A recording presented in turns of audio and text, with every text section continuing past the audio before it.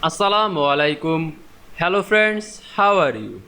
Welcome back to my another video. In this video, I am going to show you how to change small letter to capital letter in Google Docs. Let's get started. At first, you have to open your Chrome browser. Then open your Google Docs apps, then create your document. Now you can see here are my blank document with some small letter text. Now I change this small letter text to capital letter.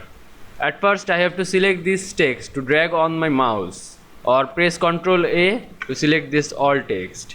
Now go to format menu. Now click text option and go to the end of this text option. Now you can see here are capitalization option. Now you can see here are uppercase. Now just I press uppercase. Now you can see I change small letter to capital letter in Google Docs document very easily. I hope you enjoyed my video. Please like, comment, share and subscribe my channel. Thanks for watching.